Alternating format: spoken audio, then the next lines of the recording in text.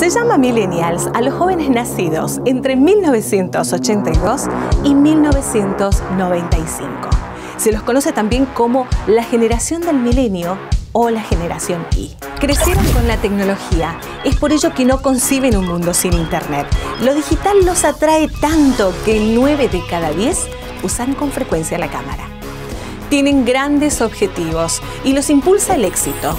Buscan ocupar los mayores puestos en sus lugares de trabajo, modificar costumbres y transformar de esta manera la sociedad. En este programa nos meteremos en la cabeza de los millennials, analizando con expertos qué pasa en su cerebro. Ingresa con nosotros a este maravilloso mundo de Mente Millennials. La vida moderna es el resultado de millones de años de evolución y de adaptación. Las generaciones pasadas sufrieron grandes cambios e imposiciones hasta llegar a este mundo ordenado que hoy les está generando muchísimo estrés a los jóvenes millennials. Y son muchos los factores que están generando este desequilibrio interior en los jóvenes. La búsqueda constante de objetivos personales, la gran cantidad o sobreestimulación a causa de la información negativa que se puede ver a través de las TICs, también la falta de experiencia, la falta de emancipación y también la falta de adaptación de nuestro cuerpo, nuestro organismo a estos cambios tan rápidos evolutivos. Y es que el estrés surgió en nuestros antepasados como un mecanismo de supervivencia ante situaciones totalmente extremas. Y es así que hoy los jóvenes millennials se encuentran inmersos en una sociedad que es demandante y altamente competitiva que los jala inevitablemente hacia una situación de estrés. A nivel mental, nuestro cerebro es un gran detector de amenazas y cuando siente que se encuentra frente a una situación amenazante, genera la hormona llamada cortisol, que es la encargada de dotarnos de energía en nuestros músculos para defendernos o para salir huyendo. Cintia, ¿qué es el estrés? El término estrés es un término tomado de la física para hacer referencia a la presión que ejerce un cuerpo sobre otro y que es el que recibe la presión el que puede resultar más afectado. Ese término nosotros lo traspolamos a la psicología y lo utilizamos para dar respuesta, ¿sí?, a esas personas que por situaciones del ambiente reciben una presión y que pueden terminar colapsadas, con agotamiento, con situaciones de enfermedad. Está bueno por ahí compararlo con una situación de una pelotita de tenis que de pronto la estoy presionando, ¿sí?, y cuando la presiono, esta pelotita se deforma, pero cuando quito la presión vuelve a la normalidad. Bien. El problema es que cuando la presiono por mucho tiempo o esa misma pelotita recibe con mucha intensidad constantemente golpes, puede deformarse y esa deformación es permanente. Nosotros cuando estamos estresados se activa en nuestro cuerpo el sistema nervioso simpático, el sistema neuroendocrino y el inmunológico que nos ayuda a elevar las defensas en un principio, ¿sí?, y que después tiende a decaer. Bien, ¿es correcto decir que el estrés es una enfermedad, como escuchamos habitualmente? Mira, estrés acuñado popularmente, la palabra estrés en realidad hace referencia al distrés, ¿sí? Bien. Nosotros en la vida diaria sentimos y necesitamos sentir algo que se llama eutres, ¿sí?, que se refiere al monto de estrés normal, habitual y que nos moviliza la acción. Nosotros sin estrés prácticamente no viviríamos, ¿sí? No nos levantaríamos a la mañana para atender a nuestros hijos, ir a trabajar, hacer un montón de cosas de la vida diaria. Es lo que nos motiva y lo que nos lleva a la acción.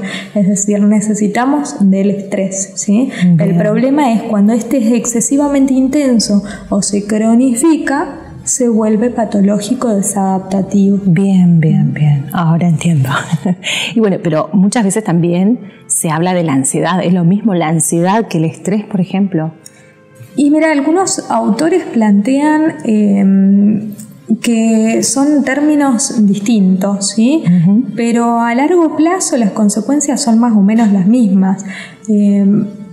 sería, por ejemplo, comparable, o quizás tendríamos que apelar al saber popular o a lo que decimos diariamente. Por ejemplo, si yo estoy por entrar a rendir un examen, estoy ansiosa, ¿sí? Pero los días previos a ese examen voy a estar estresada, lo mismo que con un trabajo, ¿no? Me voy a la entrevista de trabajo y me siento ansiosa, ¿sí? Pero cuando hay mucha sobrecarga laboral y es algo que es constante, me siento estresada. Es decir, estamos hablando de ansiedad cuando nos referimos a un estrés que es agudo. En cambio, el distrés, ¿sí?, como te decía recién, es algo crónico, ¿sí?, que está constantemente ahí molestando, ¿sí?, y que es muy intenso. Bien, estás hablando de esto de que si es a largo plazo, no es a largo plazo, pero me gustaría que nos explicaras, por favor, cuáles son las etapas del estrés. Bien, sí. Es importante conocerlas en principio, las etapas, porque también esto nos permite detectarlas a tiempo e intervenir. Bien, bien. Cuando nosotros comenzamos en una situación de estrés, que también se le llama síndrome general de adaptación, aparece una etapa que es de alarma. Nos avisa de que hay una amenaza, de que hay un problema, ¿sí? Pasamos esa etapa de alarma y el estrés o el factor estresante continúa y empezamos a resistir. Esta etapa de resistencia, la segunda etapa del estrés, es la que nos lleva a nosotros a sobreadaptarnos a las exigencias. ¿Sabes qué, Male? A ver, una persona que está sobreadaptada o que está en esta etapa de resistencia, en general, por ejemplo, pongámosle que me estoy separando, que vienen un montón de problemas con mi ex, que me reclama esto, que me demanda aquello, y yo ya estoy sobreadaptada, entonces como que no estoy pensando, o estoy pensando todo el día en eso, pero ya no me satura tanto, y sin embargo me voy al trabajo y ocurre una cosita chiquitita, o la nena llora por tal cosa, y me exploto, me saco. Sí. Cuando hay un factor estresante y yo estoy en una etapa de resistencia, me habitúo, pero cualquier otra situación de afuera hace que me desborde. La última etapa es la etapa de agotamiento. Ya no tengo recursos, ¿sí?, para defenderme frente a esa situación estresante y me agoto. Y cuando me agoto, bajo en esa curva, ¿no?, resistencia, agotamiento, es a donde decaen las defensas del sistema inmunológico, donde aparecen las enfermedades, que a veces pueden ser somáticas y a veces pueden ser trastornos como la depresión, por ejemplo. Wow, es importante ir conociendo estas etapas, pero me interesa ahora que nos expliques con respecto a que si afecta o no el estrés a nuestra memoria. Sabes que nosotros, de alguna manera, nuestra memoria se consolida más y mejor cuando está relacionada a una emoción intensa. Si yo me sé las tablas de multiplicar hoy, creo que es porque mi papá estaba al lado con el cinto, y por una cuestión de repetir. Claro. ¿Sí? Es decir, que un estrés mínimo, chiquito, ¿sí?, nos va a permitir a nosotros memorizar más y mejor. El tema es que cuando, de nuevo, este sobrepasa, es muy intenso, se empieza a alterar e incluso se empieza a deteriorar una parte que está implicada en los procesos de memoria, que es el hipocampo, ¿sí? Se empiezan, los glucocorticoides que se liberan empiezan a impedir la neurogénesis, o sea, que se sigan reproduciendo las neuronas de ese sector del cerebro.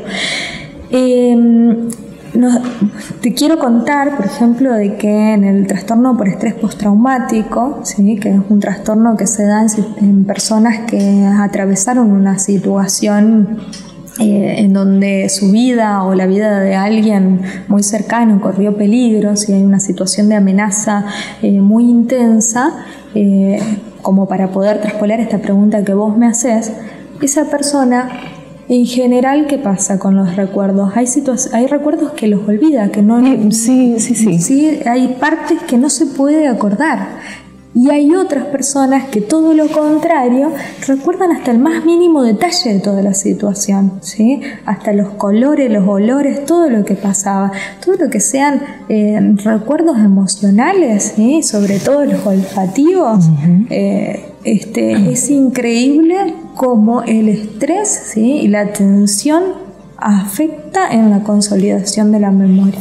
Los perfumes, los cafés, es increíble. Sí, ¿no? Ahora no te quiero decir con qué perfume me acuerdo de mi ex. No.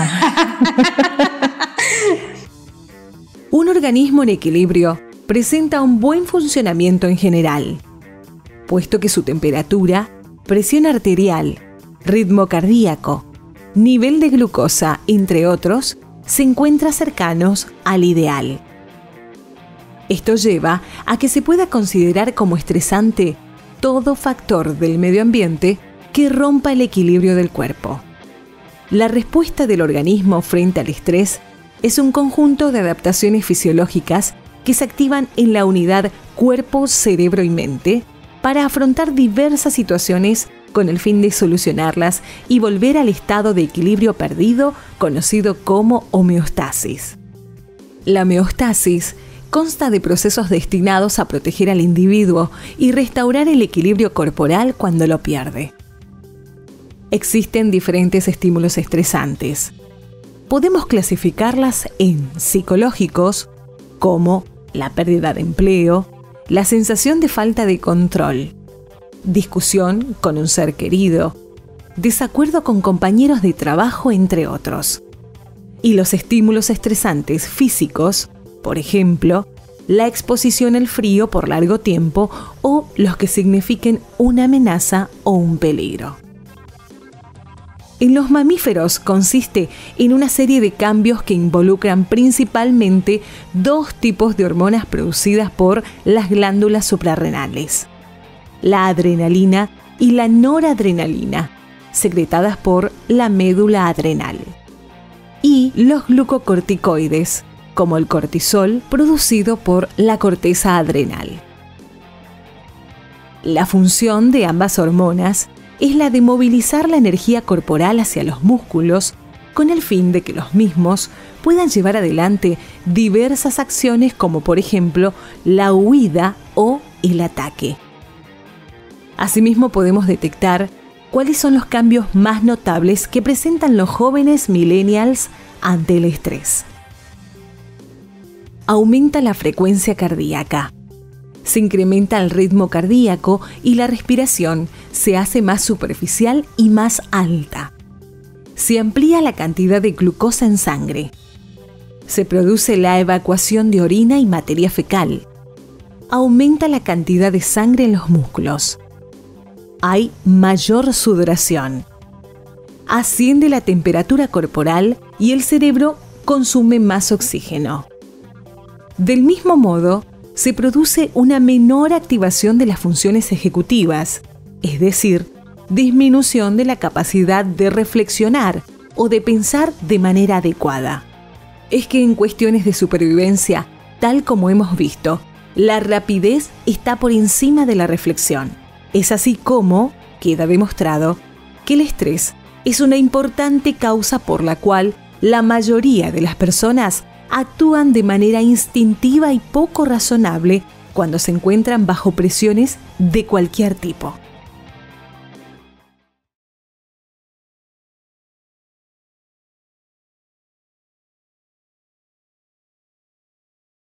El estrés es un fenómeno normal. Sin embargo, si se mantiene constante en el tiempo, puede llegar a afectar los procesos cerebrales al punto tal de enfermarnos somática y físicamente. La respuesta que debería tener nuestro organismo frente a situaciones estresantes sería la de volver rápidamente a su equilibrio físico y mental. El estrés, ¿cómo afecta a nuestro cuerpo? Afecta, ¿no? Claro, por supuesto. Sí.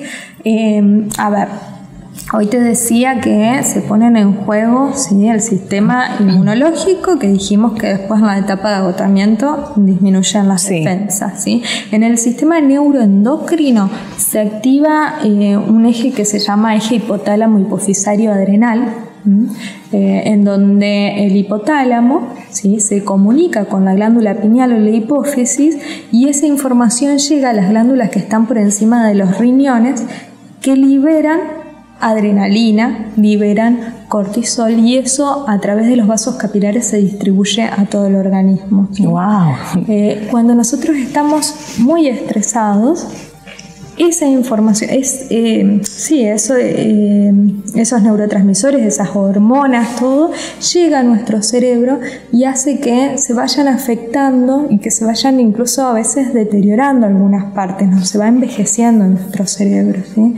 Es importantísimo poder entender las consecuencias, sobre todo en los ámbitos laborales, viste que hay mucho de burnout, el estrés laboral, ¿sí? Poder conocer cuándo ese estrés empieza a ser crónico, porque la persona empieza también a producir menos, empieza a faltar, se despersonaliza, se distancia de la persona con la que trabaja y no brinda un buen servicio, empieza a caer toda la economía de la empresa. Entonces es importantísimo que lo conozcan y que cuenten con algunos recursos también para reducirlo, amortiguarlo y que todos consigamos una mayor salud mental.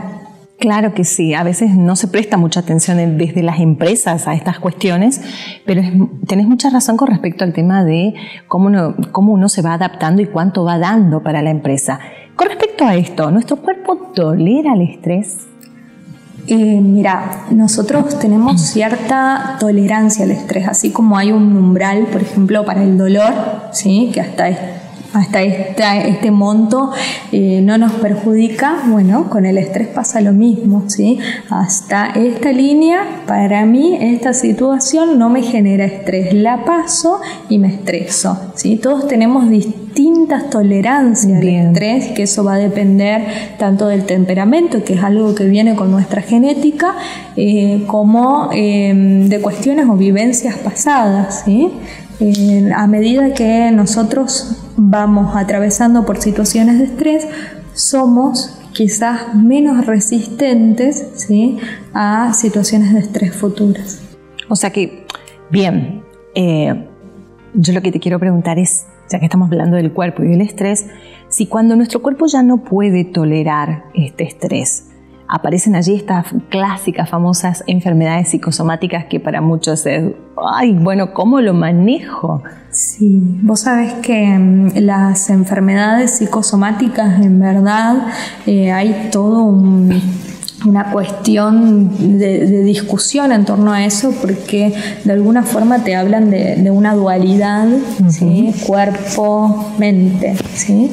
Y nosotros sabemos que el ser humano es algo íntegro, un todo. Entonces no podemos decir quizá que una enfermedad, por ejemplo un cáncer, no tenga un componente psicológico, y al revés, ¿sí? Cuando nosotros nos referimos o hablamos de enfermedades psicosomáticas, estamos hablando también de aquellas enfermedades orgánicas que tienen una etiología aparentemente y predominantemente más que ver con cuestiones emocionales, ¿sí? Claro. El tema por ahí con las personas que manifiestan enfermedades psicosomáticas, que pueden ser desde la caída del cabello, desde una gastritis, erisema de la piel, hay hasta un infarto, ¿no? Es que desde la psicología incluso se plantea que las personas que manifiestan este tipo de enfermedad son personas que tienen que trabajar un poquito el reconocimiento de sus emociones. Son personas que se dicen inmaduras afectivas, emocionales, porque manifiestan a través del cuerpo algo que no pueden poner en palabras. Es importante identificar, ¿sí?, qué me está pasando y expresarlo para que el cuerpo no enferme. Y pareciera que estamos ante una sociedad que es inmadura emocionalmente, porque cada vez se ven más de estas enfermedades, ¿no? La verdad. Bueno, pero a ver, en general la sociedad, hablemos de los millennials. ¿Cómo afecta el estrés a los millennials? Qué tema, ¿no? Porque los millennials es un... A ver, estamos insertos en una sociedad absolutamente demandante. Tenemos mucha formación, pero al ser tan competitiva, De alguna forma somos como una generación de sueños rotos, porque no alcanzamos los objetivos que por ahí nos proponemos. O sea, 1 de cada 3 millennials todavía vive con los padres, ¿sí? Y aparte estamos expuestos a un montón de estímulos juntos que de alguna forma se presentan como amenazantes también. Y acordate que las amenazas pueden ser reales o pueden ser percibidas. Si nosotros prendemos la tele, ¿con qué nos encontramos? Con que, el coronavirus, las muertes, los asaltos, la delincuencia, o sea, todas noticias por ahí amarillistas que generan una situación de estrés, ¿sí? Y en el joven, con más razón, que vos decías hoy, son inmaduros, tienen la capacidad para lidiar con todas estas adversidades, tienen una suficiente tolerancia al estrés, y así es como aparecen. Vos sabés que, déjame que te tire un dato importante, Maile. Nosotros pensábamos que en la Argentina había más depresión. La depresión está totalmente relacionada al estrés. Eso te estaba por preguntar, justo. Y vos sabés que no, que en la Argentina hay más personas ansiosas. También 1 de cada 3 argentinas somos ansiosos. Wow. ¿Sí? Entonces es un dato importante también, porque así como la depresión, la ansiedad, hoy me preguntaste por eso, ¿sí? Es una respuesta de activación ante una situación amenazante que nos predispone a, cuando vemos muchas situaciones de amenaza continuas, constantes, caer en estrés. Es decir, entonces, que también el estrés puede afectar nuestro cerebro. Sí, por eso. El cuerpo y el cerebro. Te hablaba recién, sí. Sobre todo esa parte medial que decimos del hipocampo, así como por ejemplo, las áreas prefrontales que tienen que ver con las funciones ejecutivas también se ven afectadas, ¿sí? Porque así como se afecta la memoria, cuando estoy muy estresado no puedo sostener y llevar a cabo, por ejemplo, un plan de acción como lo haría en otro momento. Claro. Y bueno, nosotros cotidianamente estamos afrontando distintas adversidades, distintas situaciones estresantes, pero esto que vos estás poniendo acá en tela para poder charlarlo y dialogarlo, ¿nos puede llevar el estrés a una enfermedad mental de repente? Sí, nos puede llevar a una enfermedad mental o una enfermedad somática, ¿sí? Acordate que bajan las defensas. Cuando nosotros ya estamos en la etapa de agotamiento, lo que más se ve son los trastornos depresivos, ¿sí? El trastorno por estrés postraumático que estábamos hablando recién, y todos los trastornos de ansiedad, como el pánico, que se relacionan a un causante o un detonante externo. Con respecto a la depresión, por ejemplo, está más asociada a una prevalencia mayor en mujeres, ¿sí? El tema es que esto es al comienzo, como un detonante. A ver si me explico. Una persona que experimenta una situación de estrés intensa desarrolla un estado depresivo, ¿sí? Pero cuando yo desarrollé un trastorno depresivo mayor, tengo un 50% de probabilidades de volver a tener un nuevo episodio a lo largo de mi vida. Ahora, para que yo detone ese nuevo episodio, este segundo episodio, no necesito un factor de estrés tan intenso como el primero. Y una vez que a un segundo episodio, exactamente, a un segundo episodio, los posteriores episodios que también van a aumentar en relación voy a tener más chances o más posibilidades de tener nuevos episodios, cada vez voy a necesitar factores estresantes más mínimos, más chiquititos para hacer una nueva crisis. No a todas las personas nos afectan las mismas cosas. Algunos más, algunos menos. Lo cierto es que las personas estresadas de manera crónica no son felices. Y la felicidad no es ausencia de estrés. Entonces, ¿cuál es la clave? El secreto es aprender a gestionar y controlar nuestras propias emociones para saber cómo reaccionar ante una situación estresante. El estrés es necesario para nuestra vida. Y también es necesario regresar a nuestro estado de equilibrio físico y mental. Y esto se logra a través de la risa, a través de la colaboración, se logra a través de hacer ejercicios y de vivir una vida de manera positiva. Podemos concluir entonces en este programa que los jóvenes millennials deben aprender a detectar cuál es ese estímulo o situación que les genera estrés, controlarlo y también buscar actividades recreativas para así poder mejorar su condición cardiovascular y también mejorar sus condiciones y conexiones neuronales.